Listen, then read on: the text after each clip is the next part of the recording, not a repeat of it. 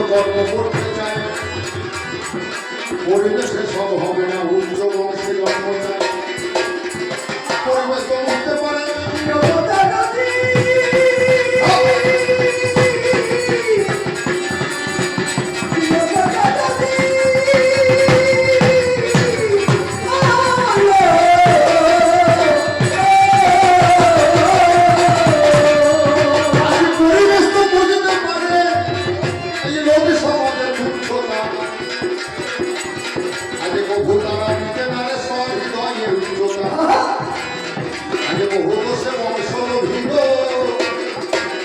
দেখো বংশগতির অভাবে আগে ধোপার ছেলে মাংস হইলেও না কেনা কোরাই স্বভাবে।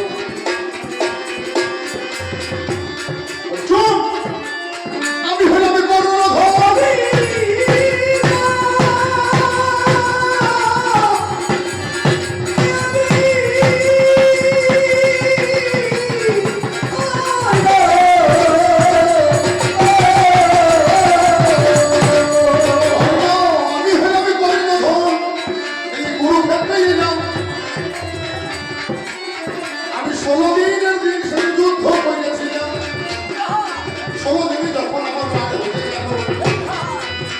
আমার 17 দিনের দিনে যুদ্ধ করি ভালো।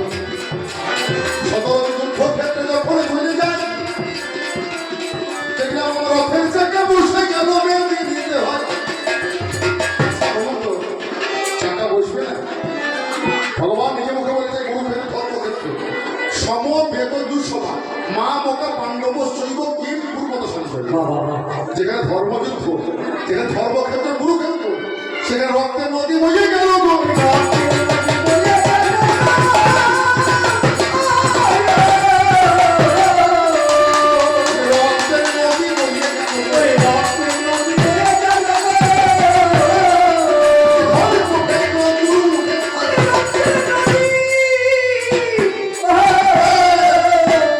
যেখানে 18 কোহিনী সেনা যুদ্ধ করছে, আজ 15 দিন 16 দিন 17 দিনের দিন আগে কত সৈন্য মারা গেল, রক্তে মাটিটা ভিজে গেছে।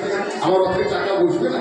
আমি যে গাড়ি নিয়ে গান করতেছি শক্ত রাস্তা দিয়ে না গেলে তো ভিজে জায়গা দিয়ে যায় না, আমার গাড়ির চাকা বসবে না? হ্যাঁ, আমার গাড়ির চাকা বসে যাবে। ঘরে গাড়ি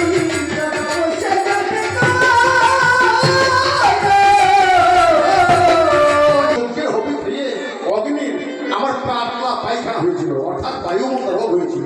সে রোগকে সারানোর জন্য বললো কি অর্জুন এই খান্দব্য দাহন করেছে। মনে পড়ে না? সেই খান্দব্য দাহন করতে গিয়ে কত পশু পাখি কীট পতঙ্গ তুমি কতজনকে হত্যা করেছো।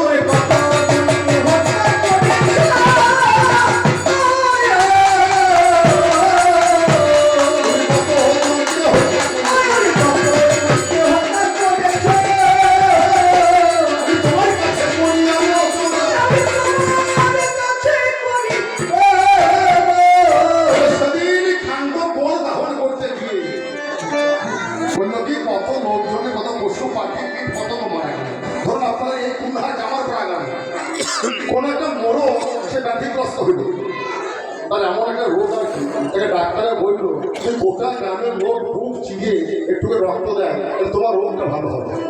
আচ্ছা বলো, ওই গোটা গ্রামের লোক মরা ভালো না মোড় মরা ভালো? বিচার করবো এটা কোনটা ভালো?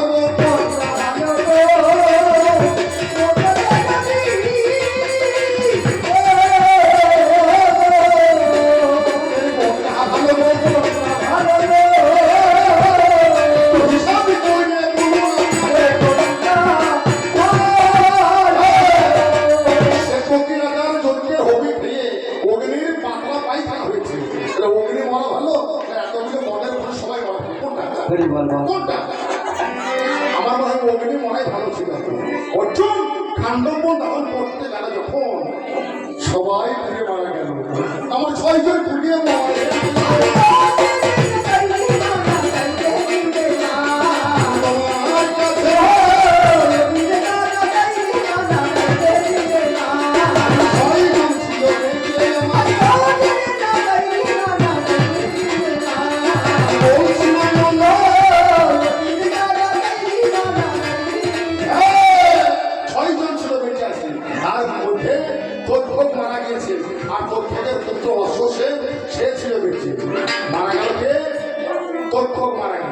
আর তার ছেলে অশ্বসেন মনে মনে ভাবছে আমার বাবাকে বনের মাঝখানে পুড়িয়ে অর্জুন মারলো, যেমন করে হোক ছলে বলে বলে কৌশলে এর প্রতিশোধ দিতে হবে।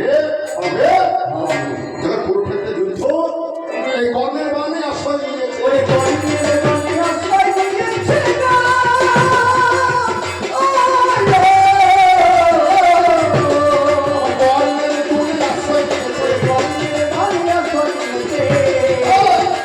কর্ণের তুনে বান হয়ে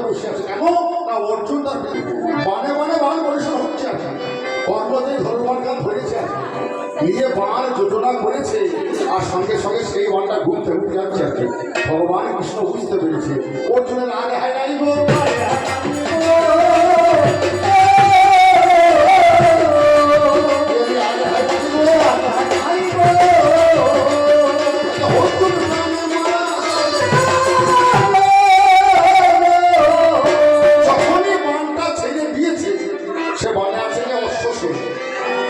যখনই কর্ণ বান ছেড়ে দিয়েছে, আপনারা এই মহাভারত পাবেন না, যে কালী প্রসন্ন মহাভারত ঘরে থেকে পড়ে দেখবেন। যখনই বান ছেড়ে দিয়েছে, ভগবান কৃষ্ণ বুঝতে পেরেছে নিজের পায়ের দুর্গম্বল করে অর্জুনের রথখানা চেপে ধরেছেন, আর রথখানা দু আঙুল মাটির নিচে বসে দিয়ে পানখানা ছুঁই ছুঁই করতে করতে গিয়ে অর্জুনের মাথার পাগড়ি খুলে পড়ে চলে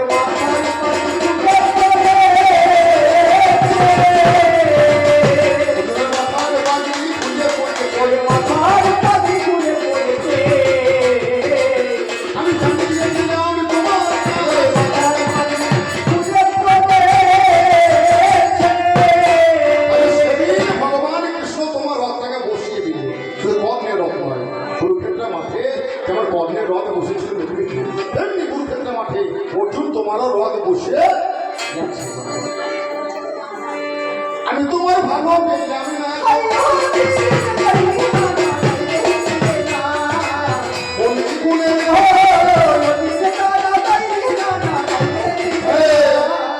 কর্মের চাকা বসে দোষ, আর তুমি কিছু করে তোমার দোষ নাই। স্বয়ম্বর সভা থেকে ভানুমতিকে এনে দুর্যোধনকে দান করে দিয়েছে, কর্মের দোষ, আর তোমার দোষ নাই তো। একটা বাবার দুটো ছেলে আছে, দুই ছেলে মাথা রাখে, পাশের নাম ওই পাল পাড়া আছে, বুঝতে পেরেছেন? সে পাল পাড়ায় তার মা বললে বাবা বললে কাজ কর, দুই ভাইকে 200 টাকা দিলাম। আপনারা ধান সেদ্ধ করা পাতলা বোঝেন তো, পাতলা না বলে লাগে পাতলা। দুই ভাই ওখানে গিয়ে তো দুটো পাতলা কিনে আনছে, নাচ কিনে আনছে। দুই ভাই 100 টাকা দিয়ে সে গামছাটাকে বলে পাশের গ্রামে গিয়েছে, পাশের গ্রামে ওই ফাঁক দিয়ে মাথায় করে আনছে। এত মাল খেয়েছে আর কি, সে মাঠের মাঝখানে পাতলাও শেষ, সে ছোড়া পড়ে। আর এ ছোড়া মনে মনে ভাবছে আমি পাতলা ফেলবো না, আমি মায়ের কাছে গিয়ে পড়লে দেখাবো।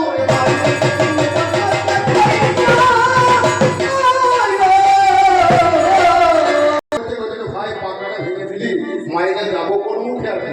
এ করেছে কি, এ সঙ্গে সঙ্গে উঠে পাতলা খারাপ মাথায় করে টলতে টলতে মায়ের কাছে দিল, মা দেখো দাদা মাঠে পাতলা ভেঙে ফেলেছে, আর এই দেখো বাড়ির কাছে পাতলা আনলাম, এটা তো পাতলা না বলে ছুঁড়ে ফেলে দিচ্ছে।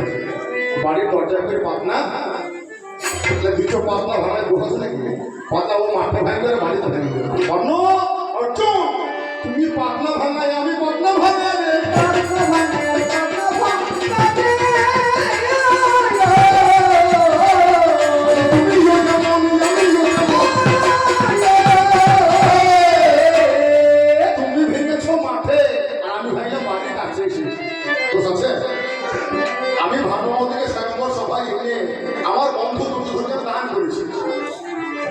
বললে কি দ্রৌপদ রাজা স্বয়ম্বর সভায় গিয়ে দ্রৌপদীকে লাভ করেছে,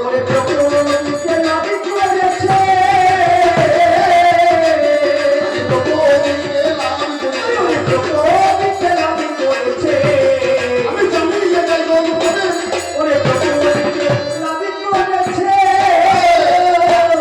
রাজার শর্ত কি ছিল, ওপরে মৎস্য, নিচে আধাচক্র, আর নিচে জল দেওয়া আছে না। ওপরে মৎস্য, তার নিচে আধাচক্র বন বন করে ঘুরছে, আর নিচে জল। যে বীর হবে, যে বীরের বেটা বীর হবে, ওই জলে মাছের ছবি দেখে ওই মৎস্য চক্ষু বানে বানে যুদ্ধ করতে হবে। সেই দ্রৌপদীর গলায় মালা, দ্রৌপদ তার গলায় মালা। অর্জুন করলো কি, অর্জুন বানখানা ধরে গান্ধীখানা নিয়ে